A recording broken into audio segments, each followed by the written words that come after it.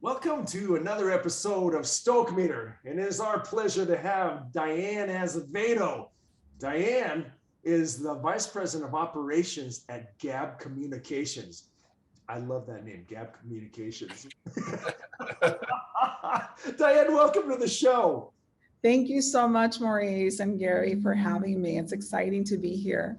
It's so cool to have you. There's no doubt about that. Well, we were introduced by a friend. He said, you gotta talk to her. And I thought, all right, let's do this thing. And first of all, tell us a little bit about Gabb Communications, because it is a very unique company, and you're doing some pretty cool things to help kids and technology kind of meet together. So go ahead, explain that.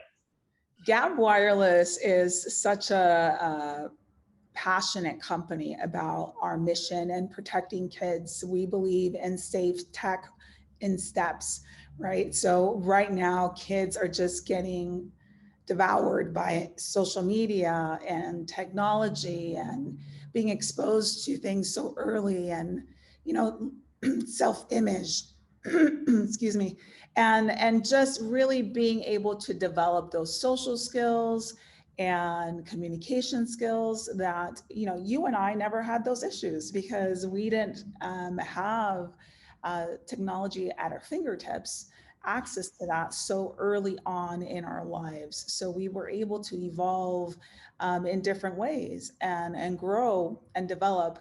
And we are very passionate here at Gabb about protecting kids and introducing technology in a safe environment and steps where they can grow into it.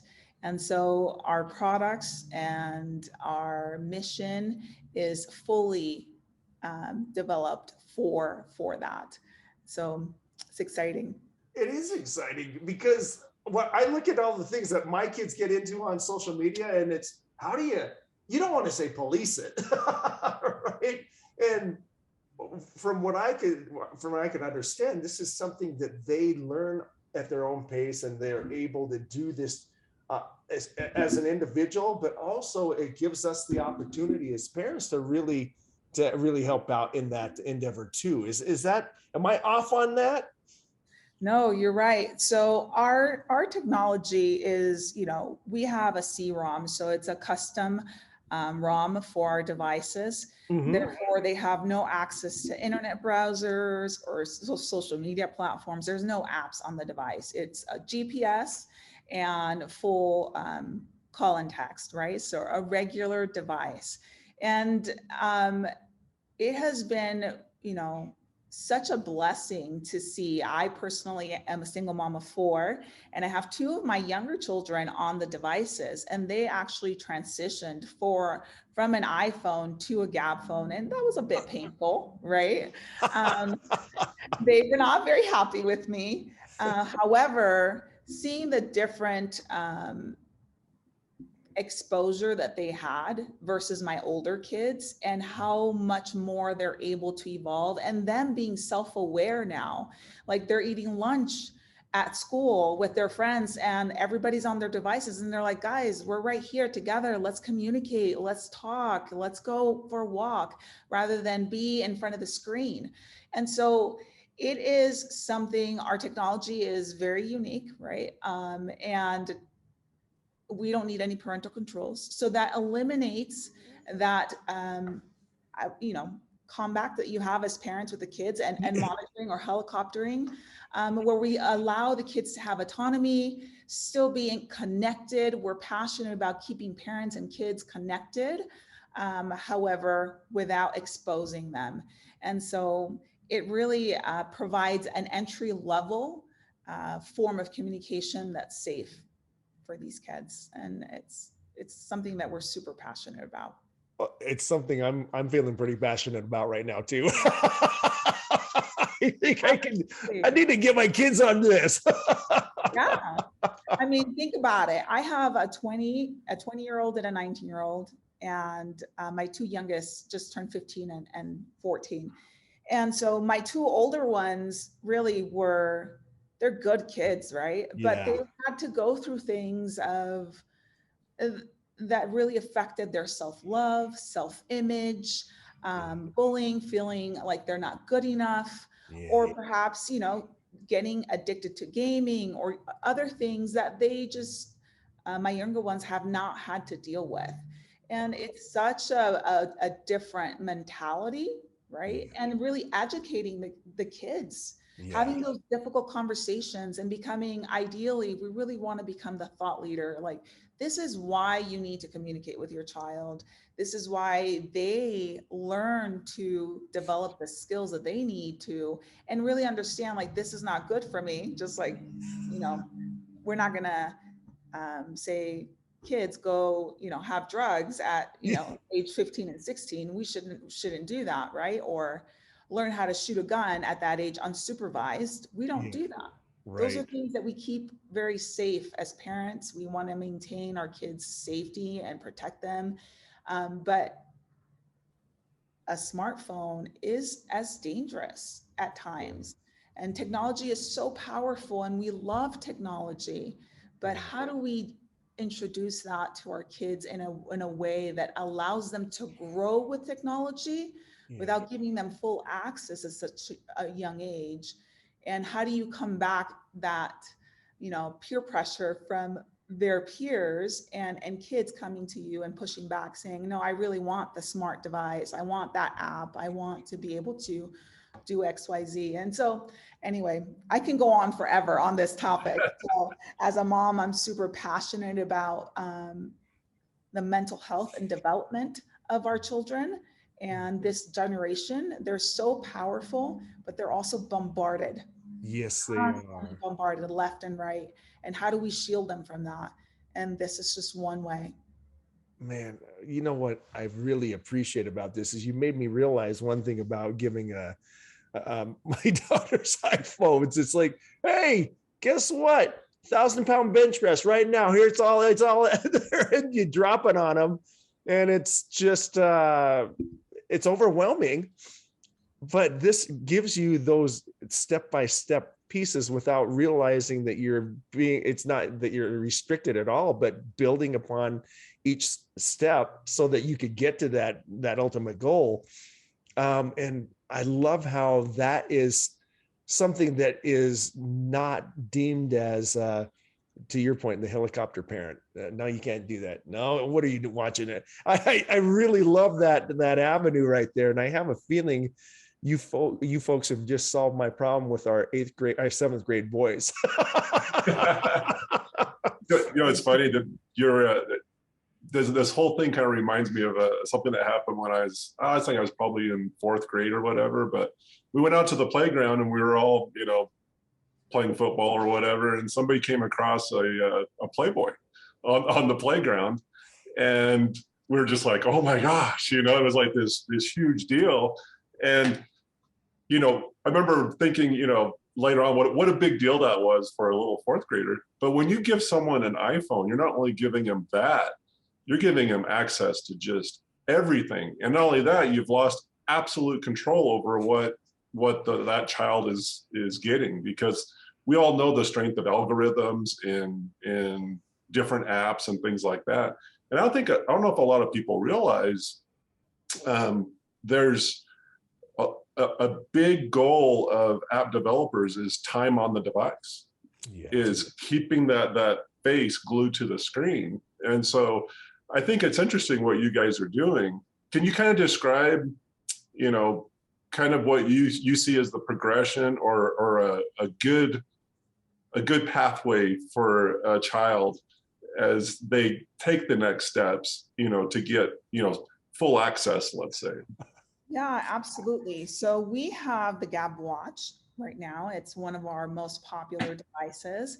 Gabb Watch is for the younger child. It's communication. They have 10 contacts that they can contact, and parents choose that through the MyGab app. And they have pre-set text messages that they can send, and they can send voice over text, right? Messages to parents. They have Gabb Go, which is a game that teaches them responsibilities and earning a work ethic, right? So they get to do chores and homework, and they earn coins, and they get to pet the little animal that they choose. And that animal, they have to take care of it. And so that transitions into the Gabb phone. And our Gabb phone is unlimited call and text and GPS. And it doesn't have any web browser or apps, right? And then from there, we will be launching some new devices here soon that hopefully will have features that will have a little bit older demographic, right? So, and we are building some apps that are really curated, right? So maintaining our mission of safety and connection that we see that fit needs for that age group, right? As they're growing, where we want to give them what they want for music or perhaps other things that they need in accessing school apps and some features without exposing them to all of it. You know, when we used to be connected, it was a beeper, you know, and I had, you guys remember the beeper?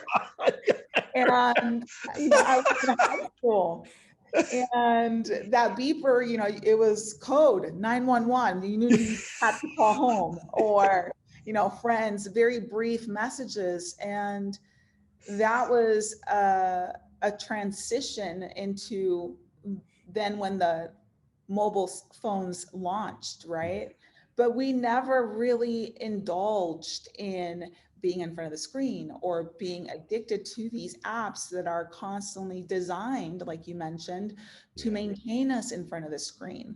And so we really want to introduce, and obviously as, you know, once they graduate our devices, they will have a healthy habit of usage of technology that they will transition ideally into a smart device at the appropriate age when the parents decide, you know, hopefully in, you know, junior, senior year of high school, where they're becoming adults, more independent, and they have to be able to be exposed to everything. And we realize that, right? What we are trying to do is really mitigate the pain points that they're currently facing.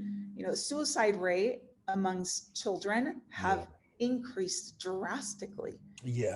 And mostly that comes from social media pressures and mental health and what that all that ecosystem contains. And so how do we protect our shared kids? Like, these are our treasures. How do we protect them from all of that?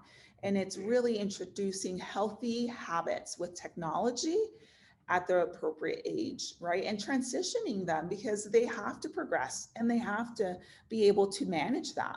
But we want to be the thought leader. We want to create an opportunity for parents to have those difficult conversations with their children and really express, like, these are the exposures that you would have, and this is why, and this is what you have right now to, you know, prevent you from going through that. Like you mentioned, working out, we can't just go run a marathon today. I would be on the side of the road, passed out, and they would have to take me by ambulance. Me too. That'd be me. Dehydrated, my joints would hurt. It's a progression, right? You go run a mile, you run a 5K, you run a half a marathon, you train. It is the same process and mentality for technology use, at least for Gabb.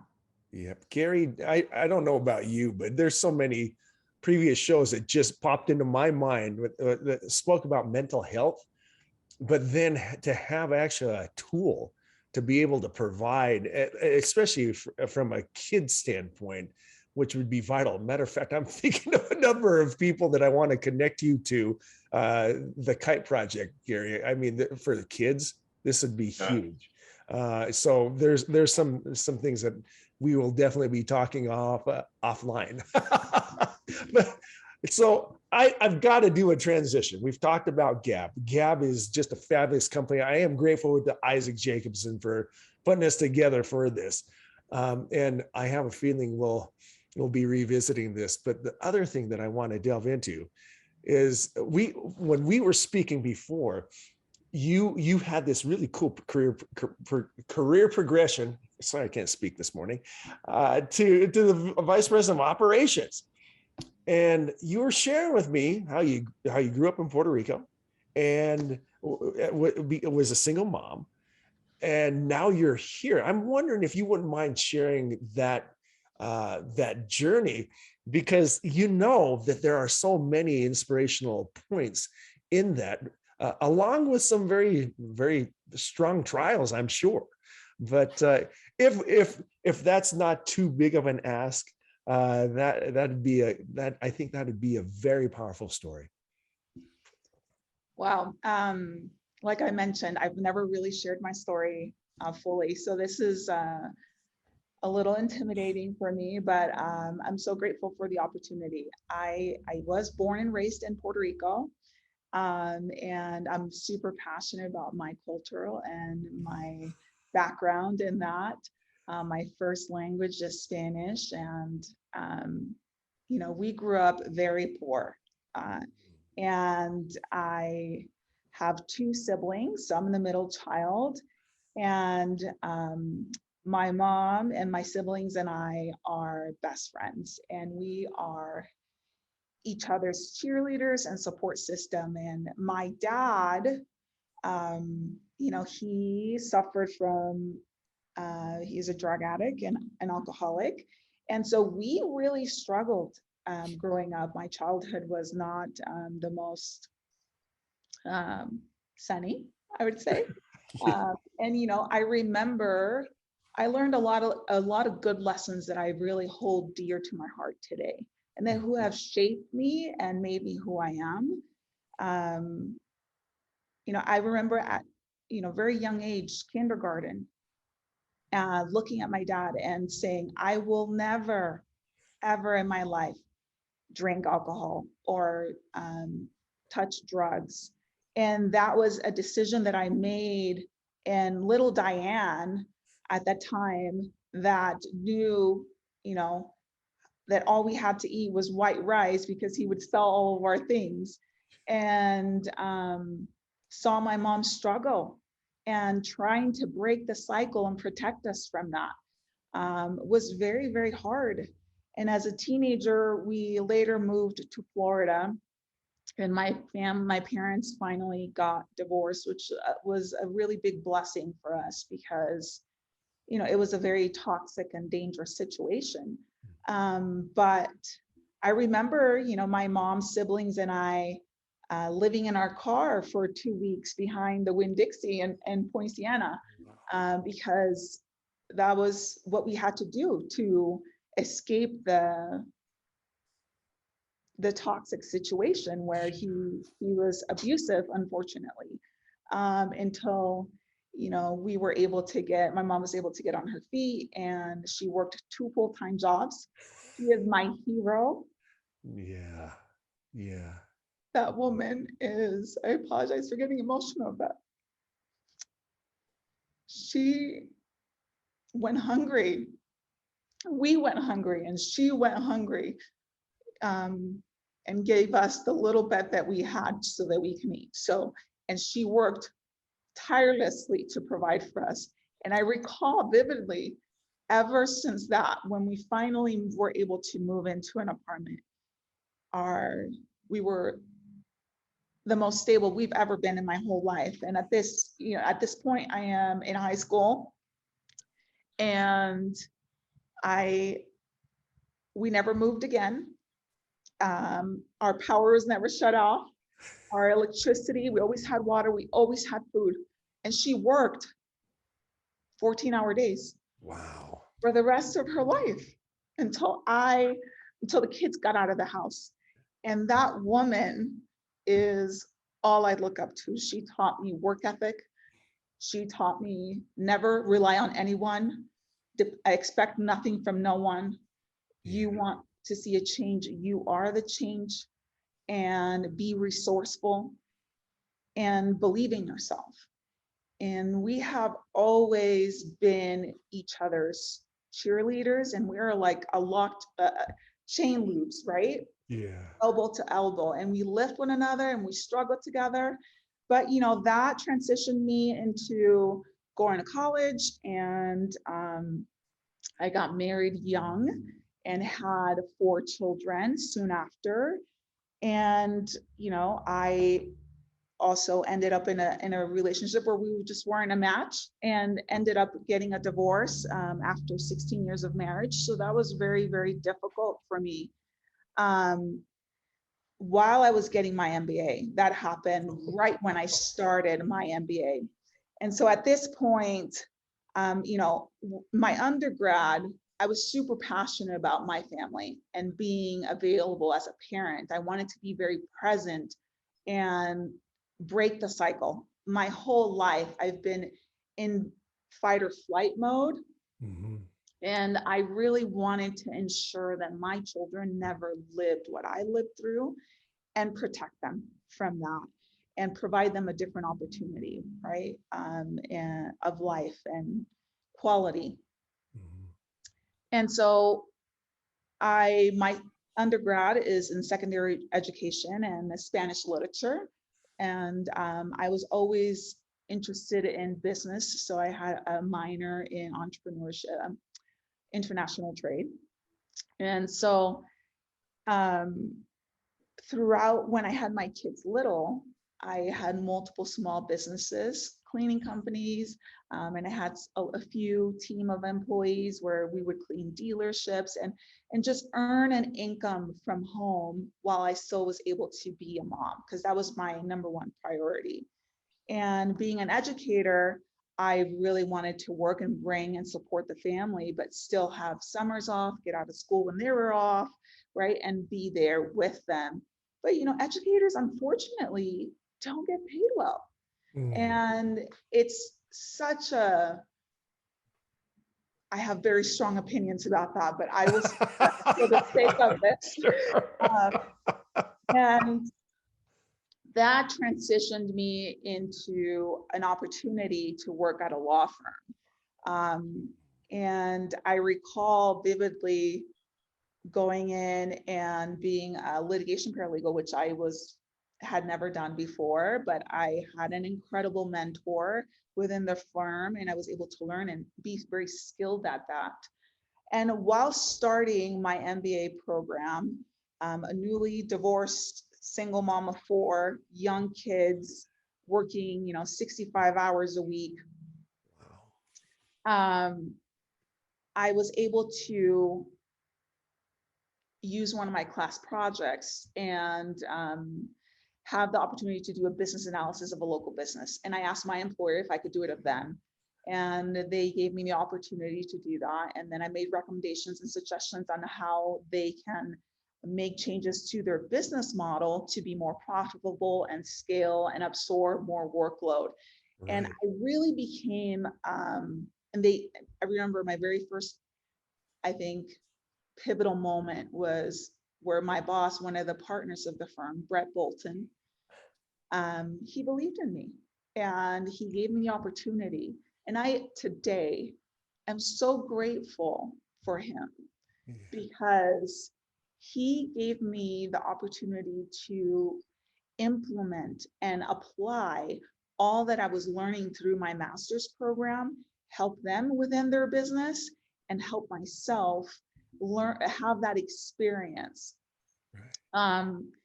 And that was a very pivotal moment in my career.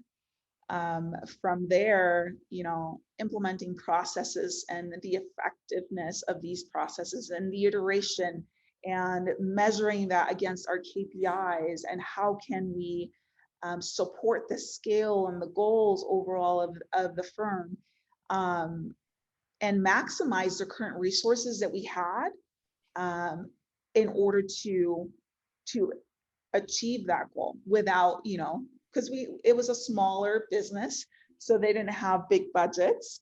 But I was able to do that. And it benefited them, but mostly it benefited me. Right. And then from there, I was able to transition to a SaaS company. I was recruited. So at the firm, we vetted a software that we wanted to use. And I was able to implement this software within the firm and use it in a robust way that really maximized and mitigated our liability within the legal industry, right, for statute of limitations. And it became a way of really mitigating the user error, right? So the company asked me to speak at their tech conference and teach that to others that were their users. And that became almost like my interview, I think. Then they heavily recruited me to come on board and be a solutions engineer for them, which was phenomenal. I was able to consult with really big firms on what was their business model and strategy and how to change that in order to really increase productivity within their teams. And it became my niche, right? Using limited resources to implement processes, be resourceful, and how do you utilize these same puzzle pieces and reshape them to get a different outcome.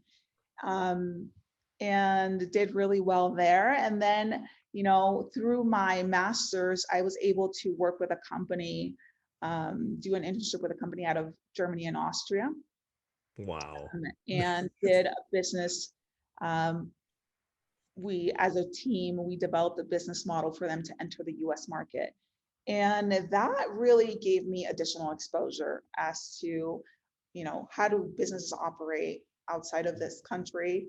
What are the pain points? How do they market? It's a completely different model than what we do, right? And so that was a great experience. And through Utah Valley University, I was able to speak at a little event. And that got me some additional exposure because that our internship did really, really well. And I had today, some of my professors are my greatest mentors, and I am forever grateful for them sharing their knowledge and just support and connecting me at a stage where I really I was so hungry for change and for learning. And Professor Milligan and Professor Mortensen and Huff and so many of them that today I still call them when I have a big decision to make. I talk through the issue that I have and request their expertise, right? So I am indebted to that program and to them as humans and for caring. But that led to being at an event, right, where I met the founder of Gabb Wireless, and we connected, spoke for 15 minutes or so, exchanged contact info, and a year went by, nothing happened. And I was doing well in my career, but then he heavily recruited me to come work at Gabb and to be their VP of operations. And at that point, I was so excited. I had reached, like, little Diane never expected to be living at this moment, which was her dream. But how does that little child with no resources, generational trauma, get to this level? It seemed like the dream was there, but it seemed like I would never get there. And so I was doing really well and wasn't interested really in making a shift because I seek stability. I need stability, and I am used to being at my jobs for a very long time. And I had just transitioned into that software company. And so I consulted with Gabb for a few months to ensure that I was a good match for them and that they were a good match for me, because as a single mom, I could not afford to make a bad decision Sure. and making a job change. And it worked out great. And when I came on board, all of operations was outsourced. And I started doing due diligence and learning from the business, the industry, and how we could bring that in-house in order to really learn from our customers, improve the customer experience, and reduce the costs, the overhead costs, and protect the bottom line, right? To make us Right. more profitable. And I was able to do that little by little. And yeah, we are here. We are thriving. It's very difficult to support. We have an incredible workforce. Our talent is superb. Everyone here is so brilliant, really. And they're very unique niche, and they've done it before. They've done it for big corporations. Right. So how do you support operationally a hypergrowth? And a hypergrowth is not happening just for a few months. It's been 2 years. Yeah. Right? And it's only going to continue. Oh yeah. And so our pillars of the operations have to be a very strong foundation while still being nimble and agile to be able to iterate. Because I feel like our strategy 2 months ago is not what it is today. And that's how we've been operating for a couple of years now, where it is very difficult to maintain the same process because our business is ever changing and growing, right? And so I personally have an incredible team they're so talented, and it's my job and pleasure to work with them and ensure that collectively together we are making decisions. That's one of my, I guess, mantras that you can say, is that when we have to make a strategic decision or a change, I make it with all of my directors, all of my management, because I never want to push an idea or a change onto them. I want together for us to think about it, right? And find the best solution. And we have option A, B, and C. A is the most optimal, right? And if that doesn't work, we're going to change and we're going to go here. However, our foundation is still intact, right? Our platforms, our systems are there, and our processes might slightly change, but we collectively as a whole maintain the strength of the company in order to be able to support our growth. And so it's been phenomenal. You know, No passion there at all. No, no. I've got to mention that. Well, not first of all, I wish I was there giving you a high five and a hug, because this story is ridiculous, inspirational. Because think of this, looking back at where you came from and your circumstances back then, the common assumption would be, you know, that's going to be a tough thing to break away from, right? And to see where you are now, and the generational impact that your tenacious mother had on you. You've talked about all of these things about the VP of operations and so on and so forth that started at such humble beginnings, but the example of a mother that cared in a way that so many need nowadays. And the other thing that really stood out to mine was you started to extend that familial feeling to all the others that helped you along the way. And now they're all mentors. And I'm sure you're a reverse mentor right back. It's amazing to see the journey, because at each touch point, there was someone that exuded that belief, that exuded that example. And now I can only imagine the impact that you're having on your daughters right now, or your kids. I don't know if you have sons as well, but it does. It blows my mind, because when they understand what grandma went through, and that they have all these wonderful things because of that wonderful example, it just further validates why the example is so huge generationally moving forward. And I'm wondered what is it that you've been able to teach your kids, or do your kids know about all this stuff, you know?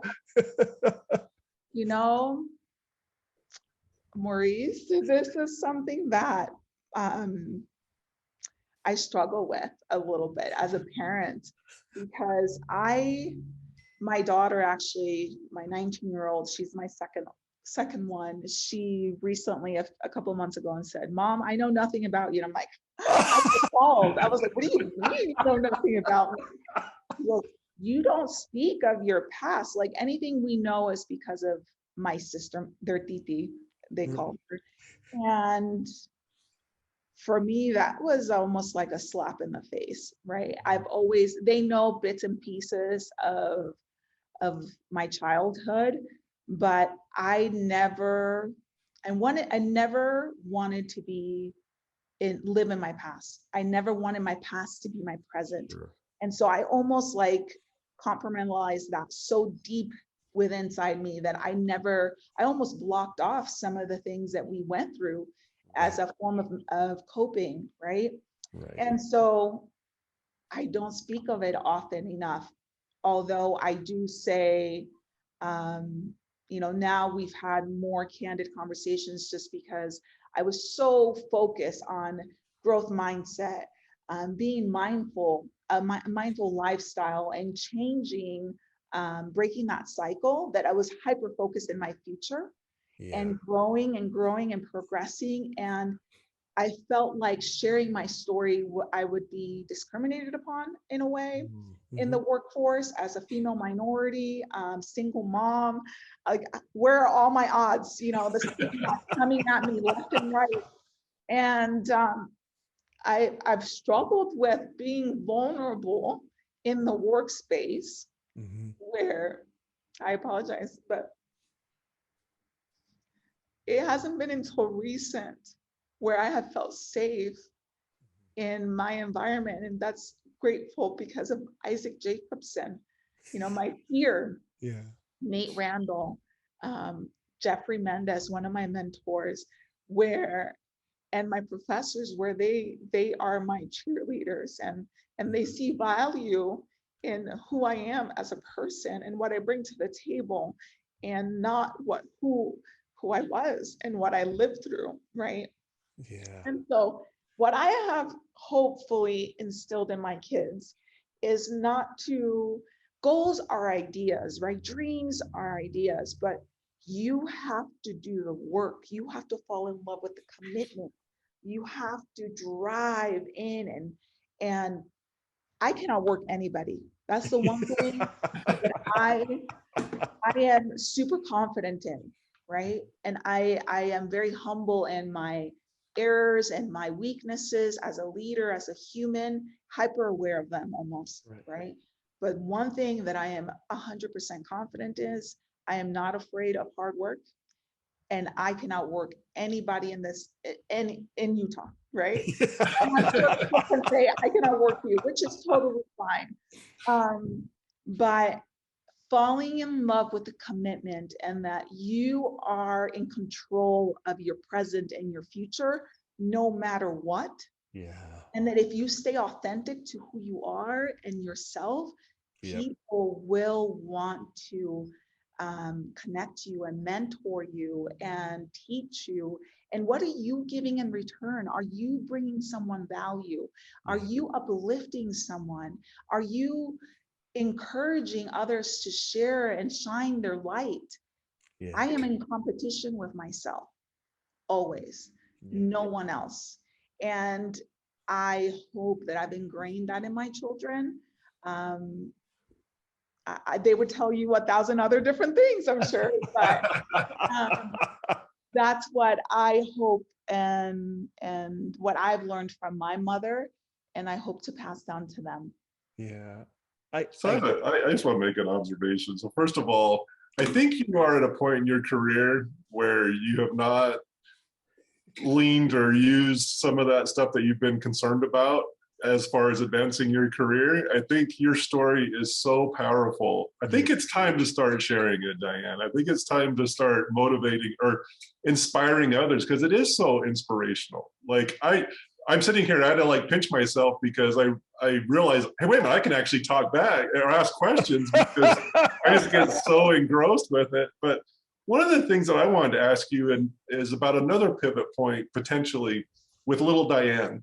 Like, how do you go from living in a car for a couple of weeks behind some establishment or whatever, to where now I fully realize and understand that I can go to college.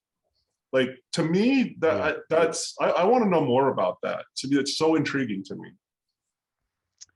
I'm a first generational student. So I was the first one going to college in my immediate family. And to the day, the only one that got a bachelor's and a master's. My mom always ingrained in me, like, you do better than I did. And you go to college. That's how your life is going to change. That's how you're going to have opportunities. And, college is not for everyone. My oldest will say, Mom, that's not for me, and technical schools and that's phenomenal. Mm-hmm. College for me has been my outlet. And I honestly, no one in my family had done it. I was so intimidated by it. I felt inadequate. I didn't have the resources for it. But I desperately wanted stability and change. And I was so hungry, like till today. I hope I never lose that hunger for knowledge, hunger for growth, for change, for progression.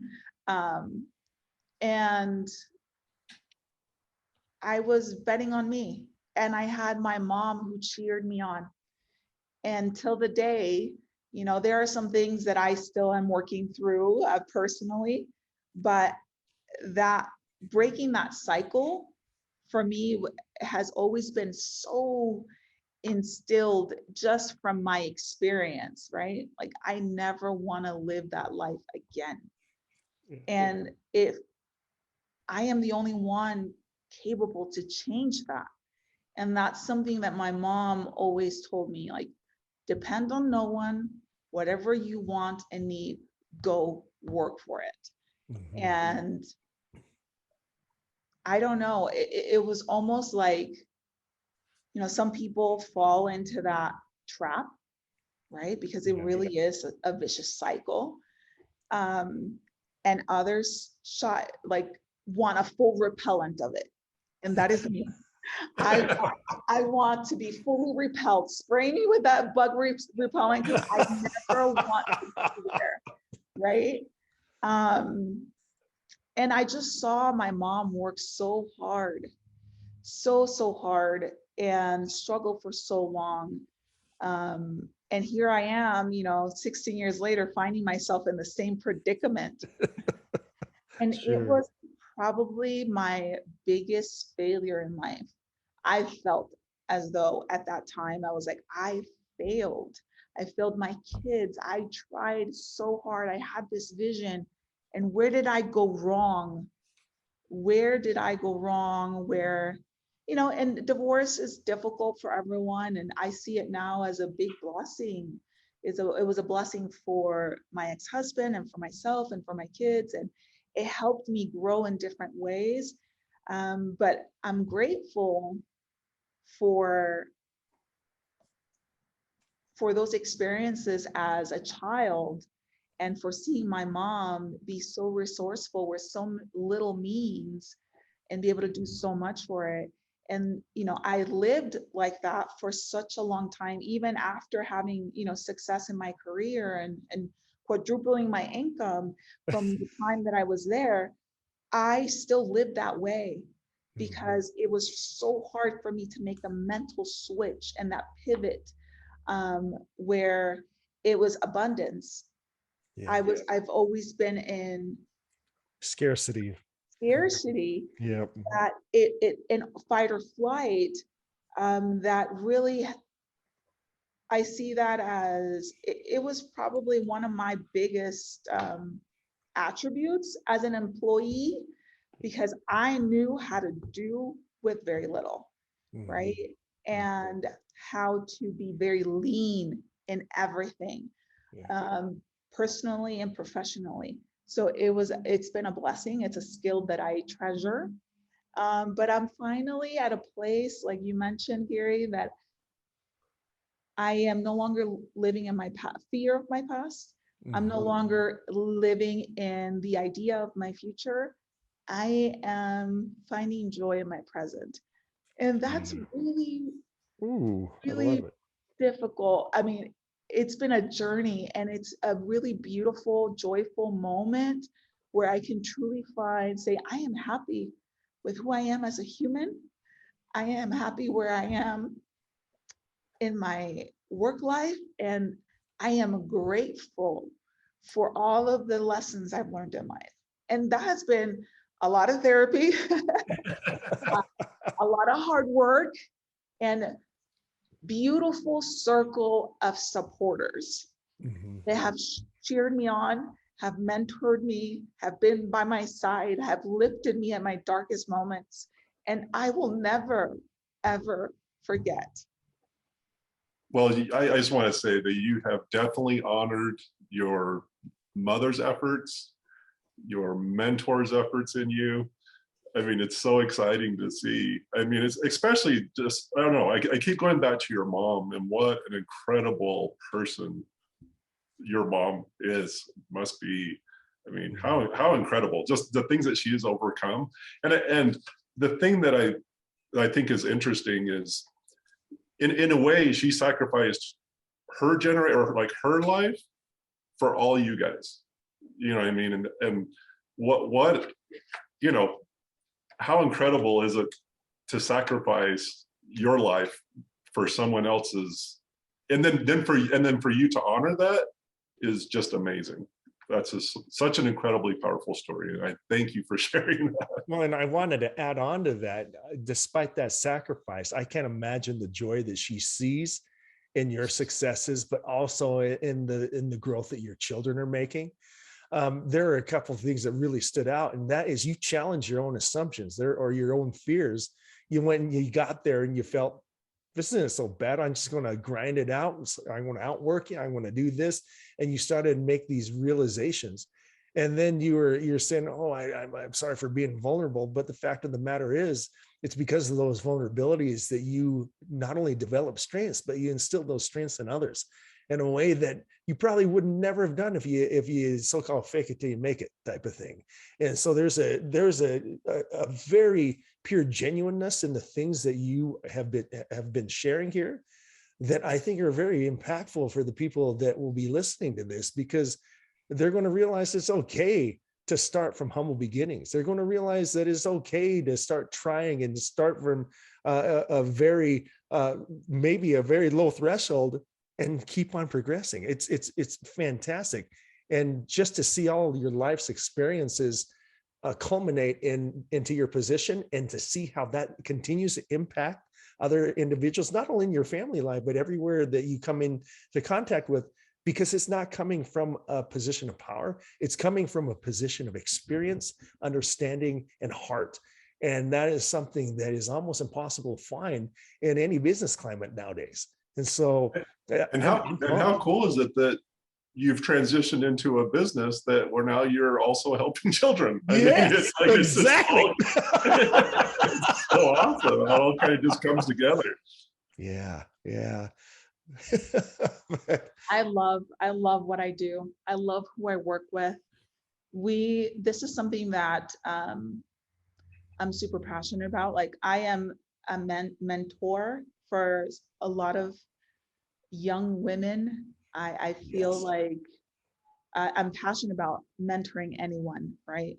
But minority, underrepresented females, it is so difficult for them to see the opportunities that they have because of all of the cultural differences and perhaps difficulty in the workforce to be able to scale to a position as I have. And I feel like I learn from them, learning where they're at in their journey and being able to say, okay, here's where I can help and you can do this. People believe in you. I have that here at Gabb still. I have mentors. My peers are my mentors.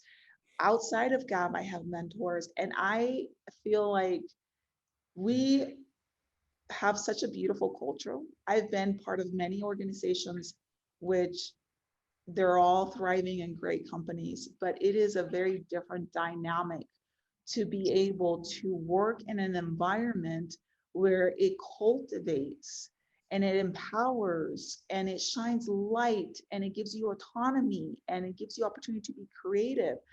I'm not an artist, but my way of showing creativity is breaking things apart and putting them back together and making it more efficient, right?